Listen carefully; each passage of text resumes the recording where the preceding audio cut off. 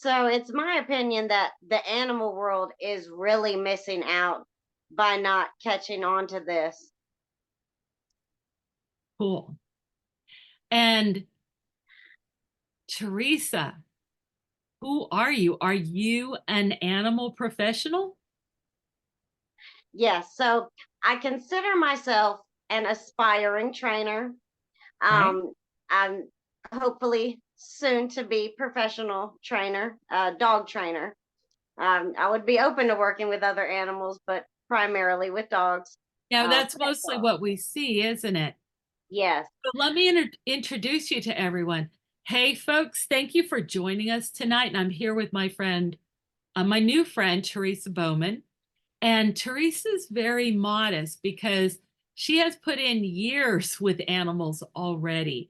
And she has worked for some highly respected places where many people go to learn how to train and so forth. So good for you, Lauren. Lauren. Good for you, Teresa, because we always have to keep learning, right? Most Lifetime definitely. learners. And I already know you're there. But um, Teresa has been such a light in my life because I'm out there making all these videos and they don't necessarily get seen very much. And people don't watch them for very long. And I'm like, no, come on, guys. And Teresa watches them and she leaves comments. And I'm like, yes, yes, it's really this great. I've Yeah. been doing this for over 40 years and I'm still this excited about it.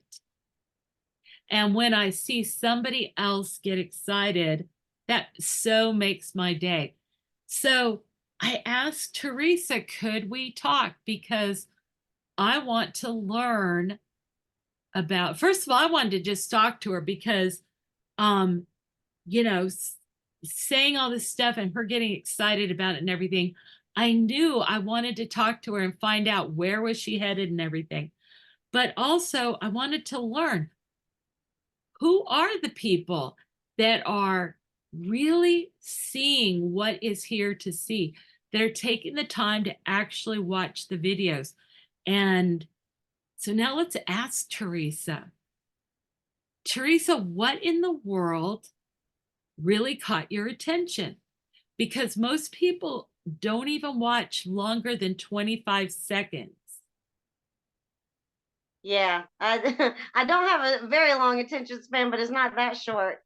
Um, well, I mean, I after these few years of really studying and learning and trying to learn all I can and studying under other trainers and thinking that I knew best, but that I was missing something. Mm, Always having in the back of my mind that I was missing something. And a big part of it I knew was real relationship and connection with yeah. animals. Um, and you know, being introduced to SATs and through Mark McKay with Training Between the Ears, who I've been learning from for a little over a year. It just rocked my world. It really blew my mind to see animals connecting with humans in such a meaningful way and giving consent and wanting to do this, and we don't have to argue with them in this battle of wills. Yeah. A good friend of mine who actually kind of introduced me to Training Between the Ears, um, she, when I first started learning this sort of thing, she noticed almost immediately a change in my voice when I was speaking to my dog. Huh. Uh, and she made a big point to comment on that the way that I was talking to my dog changed. And, that's been a little over a year ago. And now my relationship has never been better with my dog. And my relationship with my cat is improving. And I just want to help other pet owners figure out how to live harmoniously with their animals and help them to live their best life with Yeah. animals. And I'm excited to learn more about SATs. I'm super just ecstatic to have the opportunity to, and I'm ready to learn more and really hone my craft and learn different layers of SATs and how you do You're gonna things. rock it, and you're gonna have a blast. I'm excited. Yeah, we do have a blast. It's yeah, you get to know the people and you see their successes and so on, and we're all there together and we're all working together. It's really a lot of fun, and it's great to have the community. It's still a little, let's see how to put this. SATS is not your average dog training class. Good. And when I say that, we talk to the dogs, we tell them everything. And we're not doing this in a haphazard, coochie coo kind of way. It's not, Yeah. come on, honey dog, it's okay. You can do this. Although we do a lot of encouragement. It's Yeah. more like this. Okay, we're going to go for a walk. So I need you to come out of your crate, get your lead on. Then we're going to turn around and go out the front door. You're going to wait at the front door till I open it. Then we're going to go and turn around, and we're going to lock the front door. We're going to turn around again, and we'll go down the stairs and go to the street, and we're going to go left today. You ready? Let's do it. And the dog will just flow into all that. They quickly learn all this vocabulary, but we don't leave it up to chance. We do actually teach them the meaning of each word. But take, for example, body parts. We find that animals can learn really without any problems, like 10 body parts in a couple of minutes, Yeah. more than a body part per minute. And we have a way that we do this that is really efficient, but it's not stressful. It's not any big deal. And we find out that it works that way just because we're constantly going back and saying, okay, do you remember this? Did you understand that? Because if they don't, we just review a little bit. But it turns out that a lot of times the animals not only remember it, but they're eager to be recognized for the Yeah. fact that they could remember it. So if I Yeah. talk to my horse and I tell her, we're going to walk 4 steps forward, and then we're going to turn around to the left and then to the right, and then we're going to back up for 5 steps, and then we're going to do this. She'll just start walking through the sequence. Like, don't tell me again. I know you always repeat things twice. I got it the first time. So that's really cool. Well, I thank you so much for coming on to talk to me so that, first of all, we could just talk and talk about your plans because we're getting ready to open that class. Yeah. And I will be so excited for you to be part of that class.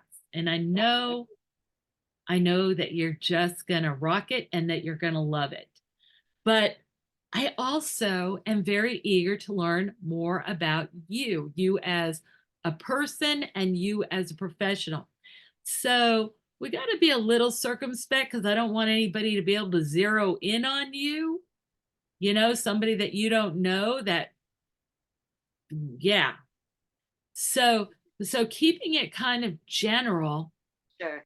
tell me about you. Like, okay, I'll tell you what they tell me to find out about people when we're studying for marketing.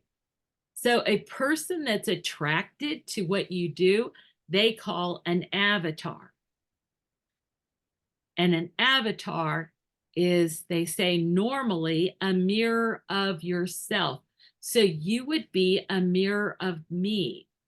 I hope that's a good thing, Teresa. But of course, everybody's very different. So they literally, in the last class I was taking, they were like, okay, Who is your avatar? How old are they? How much money do they make? How much la la la? And it's like I thought, gee, I really don't know that. I Yeah. never I never ask people. It's like if they're interested and they're trying to help animals, it's like, okay, we're good. Let's go. Yeah. Let's go do this. Yeah. But in reality, there are a lot of people that don't resonate like you did. And so let me draw you out. Just tell us whatever you want to tell us about your experience, what you like to do. Why do you like dogs? What's your dream life with a dog? Mm. Those are all good questions. Hope I have good answers. Um, well, so I grew up with animals. Everyone says that. But it was in a small town, and it's if people from that town they seem to go on to. I'm sure that some great people have came from there, but they seem to go on to do safe things. We want to find out what's the most lucrative career and go be nurses and vet techs. Nothing wrong with those. We need all of those No, people. But but like they're established and you get a salary and you have benefits and it's not always yeah, like that in dog training, is it? yeah, no. And I guess growing up, even though I knew I loved animals, I always connected with and just had a really close relationship with all of our cats and dogs. That was what we had always was cats and dogs. But I knew I didn't want to be a vet. Um and How and did you know that? What made your decision obvious to you? well, I mean, I didn't want to have to deal with sad sickness, dying animals, and I wasn't really committed to learning about Yeah, the medical side of complicated. things. It didn't really interest me so much. Now certain things do, and then the more I learn, the more I realize I want to learn about things. But at the same time, I just think at the time I didn't have a concept that I even could go on to do anything in animal training. I didn't really think that there were feasible options for me Yeah. within the animal world, I guess. And so I had no idea where I wanted to take it. And I think I tried to take what I thought was going to be like an easy route. So I went to school for medical coding and billing. Um, No kidding. My yeah, mom is a medical records administrator, okay. and she worked in Saudi Arabia for like 8 years. Coding is a complicated subject. Yeah, yeah. Um, yeah, but it didn't. Learning medical terminology was interesting, but other than that, it was like I It didn't want to just be didn't behind a end up desk. to be the thing for you, huh? No, went to school for office administration after that, and it I didn't want to do that. I don't even know why I was going to school for that stuff. It's just like that was what I thought in my mind was a feasible option for me. I just never conceptualized that I could work with animals and be an animal trainer. So Or maybe even you're going to need those skills for your own business. maybe, um, so when I was about, let's see, I guess 30, 30-ish, 30 or so, I decided I wanted to work with animals, and I didn't know how, and I didn't know how I was going to get into it. But I went to stop by a place for a spare tire, and they said, "Oh, you're looking for a job?" And I'm like, "Yeah, actually, I am, but I want to work with animals." And they're like, "Oh, we know just the place for you. There's this kennel right up the road. You should go apply up there. You're definitely going to get the job because all these high school kids work there and all this." So I'm like, "Okay, great." Went up there, and he evidently wasn't even connected with the kennel, which is I don't know Oh, why this has happened. Yeah, I right, talked to the right. owner. She didn't even know who he was. This is a guy from a discount tire place. Anyway, so I got hired, get worked there for, let's see, like,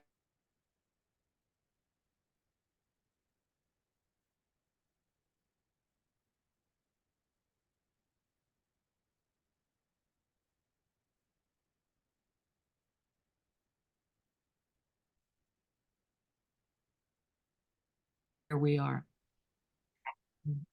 So you were saying that you went up to the kennels mhm. and applied for a job. Did you end up working there? Yes, so I got hired pretty much right away and started working there. And at the time, I told everyone and believed that it was my dream job. Okay.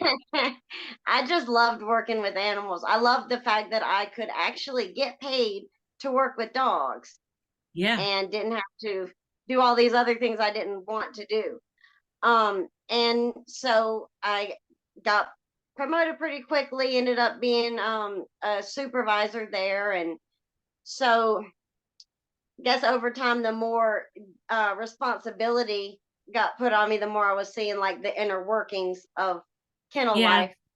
life. So that was interesting. I mean, I learned a lot. You know, I learned a whole lot that I'll take with me throughout my career, and I'm sure I'll use and will benefit me throughout my career. But it wasn't meant for me to stay there. You Um, know, Teresa, if we were always liking everything and comfortable, a lot of times we wouldn't move forward. that's right. Yep. So you go there and there's so much to learn and experience, and that's when it's great. And then when you kind of get to the point where you need to start learning and experiencing more, it's not the same satisfaction as it was. And that's nothing wrong with the place that you work at, and it's Yeah. nothing wrong with you. It is just what keeps us learning and moving forward. Sure. Yeah. I So, mean, could you open your own kennel now, do you feel, if you wanted to? I might know enough to, but I don't want to work in boarding Yeah. anymore. I board for certain clients, you know, dogs that I'm familiar with and willing to bring into my home. I will board. But I'm not interested in doing like a kennel boarding Yeah. doggy daycare type of thing anymore. Feel like I pulled my time there and Yeah. what I could get out of it. And it inspired me to want to learn about training and behavior, um and how to best communicate with animals, because we took a lot of aggressive animals, a lot of dogs that other places would not take, and we would board dogs for rescues for a discounted rate, so we got a lot of rescues in there as well, um which is how I acquired my dog. So Oh, that, wow. yeah. Did you um have to, did you take dogs that were difficult enough to handle that you had to handle them without going in, like, with the remote gates and so on? Did you take dogs that were that serious? yes, yeah, Boy, we had some dogs that we couldn't handle at all. For the most part, there were a select few of us that had to, if at all possible, and sometimes risking life and limb, uh-oh. um, to get the animals out to go to the bathroom and spend some time outside and get them back in. Only a select few of us were able to do that, and no one else was allowed to interact with the dogs or come in contact with them at all. But there were some that were so bad that we had to kind of feed them through a drop door and only interact with them through like a door on a pulley system. Yeah. um, but we had a lot of fear aggressive dogs that I had to take out and handle. Dogs of various types of aggression, but fear aggression was seemed to be the most common. And all sorts of reactivity and triggers, and um, I think it helped me to be a really good canine handler. Um, Yeah. you Yeah, know, yeah, getting a lot of experience on how to manage these things safely, whether or yeah, not can change the behavior. That's a really important skill set because you've got to do that until you change the behavior. Yeah. And a lot of these things were like learning how to manage dogs who are dog aggressive dogs who would kill another dog, and we have hundreds of other dogs there. So it was interesting, and I learned a lot from that, and that was what made me want to learn how to safely handle these dogs and how to connect with them, and how to, if I could, change them and form relationships with them. Yeah. um and there were quite a few dogs that I saw really just make a turnaround just from my like feeble attempts at trying to form Evil, a huh? bond with them and trust with them when I didn't know anything.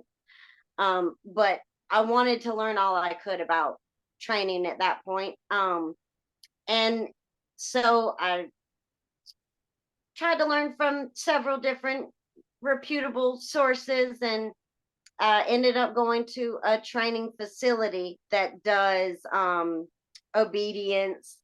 Now they say they do behavior modification as well, but it was more so management through obedience. Okay, I And understand what you're talking about. yeah, and I mean, so while I did enjoy certain things about that job, I definitely saw a huge um chunk of the training idea and the relationship aspect of that that was lacking. And a So friend, could we just for a second talk a little bit about this whole yeah, approach to obedience because people listening may not understand. So listeners, we have a lot of dog trainers that are their normal way of solving a behavior problem is to kind of suppress it by directing the dog to do a different task. And sometimes you'll see this called a mutually exclusive behavior. Sometimes we're redirecting to obedience. Let's say you have a dog that's highly reactive to, people coming in and out. They might send the dog to a place, and the dog is not allowed to come off of that place. And a lot of times it makes the dog's behavior manageable. But there are things it doesn't do. And what did you see that you wanted to change further that wasn't getting changed? So here's the dog learning to do useful things in obedience, but what wasn't changing, or what did you want to see happen that you wanted to strive further for? well, there, it seemed like they had their program in place where we will teach the dog these set of commands, and every dog needs to learn these commands in their opinion. So it there was a lot of kind of trying to put a square block into a round hole type of thing. Okay. And it was a lot of, let's add a little bit more force and more force and more force to try to get the outcome that we want, even though it made no difference whether the dog sat, for instance, or not. Maybe it was uncomfortable for them to sit, but they'll do everything else we ask. So why is this one thing so important that Yeah. we would damage our relationship with the dog just to get them to sit? We don't really need them to. Um, Interesting. So it kind of became do this for the sake of the program and not necessarily because it was really important to the dog. yeah, and there were a lot of other issues, and I'll probably have to sit down and really think about them to give you the best answer of that. But thinking about something like reactivity, for instance, if a dog was dog reactive, rather than working on that issue, helping the dog to feel more comfortable, um, we would do something like a focused heel, where the dog is just looking right up at you, and making eye contact, and um yeah, they can get by the dog, but they didn't feel any different about the dog. Yeah. They still would have ripped the dog to shreds if they could have got a hold of it. Yeah. um And they can be very fast. I remember um, a person that I worked with, a certified trainer, and she was involved with rescue dogs, and she was passing somebody with a Rottweiler, and she had a greyhound, and she called out ahead to the other person, "Is that dog okay with other dogs?" And the person said, "Yeah, we just had him out with all these other dogs. He was fine." And then as they were literally passing, she had already put the dog on the outside so that the dog wouldn't pass next to the other dog. But she said she just felt kind of like a breeze, and that dog had just lunged behind her and essentially removed the muscle off of the greyhound's leg. And they wow. were able to save the life of the greyhound and everything, but it just happened so fast. And Yeah. these were highly experienced, very, just the fact that she called out ahead of herself indicates how conscientious and on top of things they were. But these dogs can still get past us sometimes. Hmm. you So know I was just going to say, these are very excellent observations. Like, I would agree with you. For example, I teach a recall. It's the first thing I do. That's a little bit by accident because I have come to the conclusion over years and seeing two dogs die right in front of my eyes because I had called them when there mm, was no traffic, and they hesitated when traffic suddenly appeared and then ran out right in front of the traffic oh, and got killed. That was wow. a little girl on both cases, Yeah. but it left an impression. So I teach dogs to wait, to Okay. stop and wait, because I can always go over and get them if they'll just wait there for me and make Sure. sure they make it back safely. So the recall is one of the most important things in obedience Yeah. training. And ironically, I have usually a terrific recall, but I don't put any emphasis on it, because it's just like the four things that I enforce are wait, stay, leave it, and drop it. Okay. Everything else is optional. Hmm. Yeah. So, does that take us close to where you are now? um yeah, pretty close. I think the only other thing I would say about that is that it everything else I had learned about and tried was really missing the relationship aspect of training and the respect for animals and their ability to say yes or no, their right to say that this is my body, I don't want to do that, and vice Yeah, that gives me chills, Teresa, because you're absolutely right. And that is a major safety issue too, because versa. if you always ask the animals permission before you do things, they are much more likely to cut you slack when Yep. there's a misunderstanding.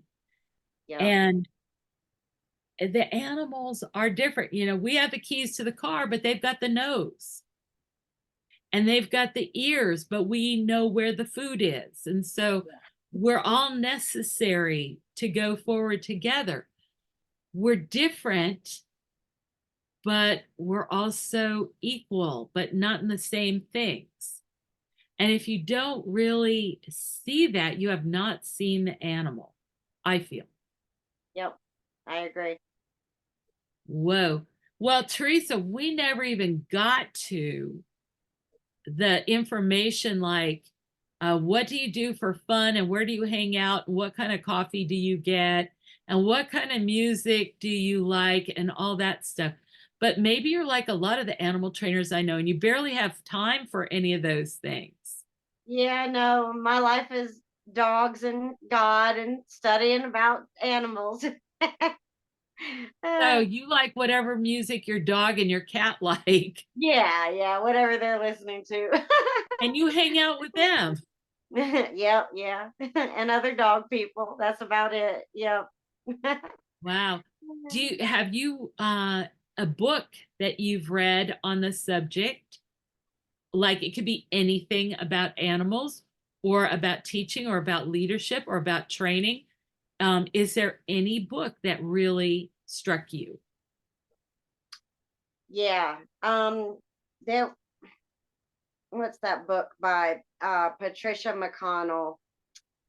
Um, oh man, Uh, I think of it. End of I the don't league. read that much. I Is it should. I need to read, but that was one that well, okay? I listen to audiobooks. Is Patricia it Culture McConnell came Clash? out. Culture No, Clash? no. Other end of the leash? Yes, that one. There we go. Yep. Yeah, Okay. I listened to it, not really read it, on an audiobook while I was still working at the kennel. And I think that really opened my eyes up to it, more so tuning into animals and communicating with them rather than just it's my way or the highway, which wasn't Yeah. working. Didn't feel good, you know? Yeah. Um, Yeah, I can really appreciate that. When I worked doing animal shows and presentations and working with animals all day long for other people, there was a time in my career where sometimes our department might have to do up to 14 shows a day. And that's tiring for the animals. yeah, And, we could become world class manipulators just to keep the animals engaged and so on. And then I decided that I no longer wanted to train unless the animals wanted to do the training as much as I did. yeah, And that was a wonderful place to get to because guess what? They do want to do it. yeah, And if you watch the videos, most of the animals, if they have a lead or something on them, it's slack or it's dragging or, whatever. Like with my horse in certain situations, I need to have a lead rope on her and everything, um, just for safety backup. yeah. But a lot of times there's nothing like that. And you'll hear the vocalizations of the animals and you'll see them do things like my horse when she gets excited about something. And um, if I tell her the right answer, if I ask her a question and give the right answer, she'll go like this, like, Seeing yes, that in your Kayce. videos. Yeah, did you notice that? You Yeah. are an astute observer. Do you know I had to watch that video 10 times? And I mean, I didn't have to, but I did watch it 10 times. And I was Yeah. watching it with another trainer. She goes, you know what I really love about that video? This is the video of Sarah telling us what Annette, my intern from the Netherlands, showed Sarah two objects while I couldn't see or hear. And then I came into the frame and asked Sarah which of the two objects she had seen. And if I named the correct one first, check it out, folks. She nods her head up and down, like, good job, Kayce, you got it. That's awesome. And if I gave the wrong answer first, she just very politely she doesn't want to discourage me, right? And she comes up and gives me the answer without shaking her head. But Wow. me being the superior being, I never even noticed that until this amazing horse trainer. Well, she trains dogs too. But Sean Minte down in Houston, Texas area. And she said, you know what I really like about that is that every time you get the right answer, the horse nods her head up and down. I'm like, what? Seriously? And then we watch it together. I'm like, oh my goodness. So you picked that up on your own. That's Well, amazing. I saw it in that video, and there was another video. Um, I think you were doing it. It may have been one of the touchback target Okay. videos. I don't have a great memory, but I think it was one of the touchback targeting videos, and I think it was the one where you were asking her to kind of sidestep and cross her feet one in Yes. front of the other. I think it was that one where at some point she was having a little bit of trouble, and you just explained it, and I think you explained it again, and she's like, "Oh, okay, like this," and she did it, and I think you terminally bridged at that point, and she was just like, "Whoa, okay, I I got it." know, because she really does get excited, doesn't she? Which Yeah, I you could love that. tell. Yeah. And I don't know horses. I'm not familiar She'll go, at all "Ugh." in their body language, but you could tell, yeah, that I think she vocalized and kind of moved her head a little bit and almost like danced a little bit. Speaking of animals getting excited, my dog howls every night about this time. Huh, Excuse me, woman. here. Oh, you might as well join in for, oh, Right. okay. Good boy. That's another story entirely. Wow. Well, Teresa, we have done a lot together tonight, even before we did the podcast. And I want to thank you for that. It's been absolutely a pleasure to actually get to meet and talk. And we'll do it some more. I'd love Sure. to follow with you on your progress. And of course, I'll be seeing you in the class. Yeah, most definitely. So that is Right. outstanding. And I just can't wait because two abilities that you have are astute observation and discernment. You're picking up details in these videos that many people don't see until we take them through the videos frame by frame in the class. And I'm going to give you a heads up. Check out the wolf video on the press page of my website, Okay. because you're going to see what the embodied language is for thinking. You're Okay. going to see, look for the animal's eye focus changing and the Okay. head position changing, and look at how he makes a decision. So I'll just give you a little spoiler alert. He's coming over and letting me touch his right side. And I ask him for his left side. Now, I didn't explain that to him yet. Okay. And he has to think about it. So, what would you do if you were in another country where you didn't know the language and you're trying to figure out what this person wants? What would you do? So, check that wolf video out. It's like 2 minutes or something. Okay. And I'm dying to hear what you discern from it. You'll Okay. probably teach me new things about it. Well, Okay. no, but Well, we're at the end of our time tonight, but I okay. want to thank everybody for listening. And Teresa, I especially want to thank you for coming out and talking to me and sharing um, what makes you passionate about animals and what you're going to do. And I am so glad I'm going to be part of your journey. It's such a privilege. Well, I'm glad you are too. Thank you so much for everything. I really always enjoy talking with you, and I'm so excited and looking forward to learning. more and all about sats. Okay, outstanding. We're going to do this. And folks, go check out that wolf video. See if you can beat Teresa to the punch. All right, Yeah. all take care. Thank you. Till next time.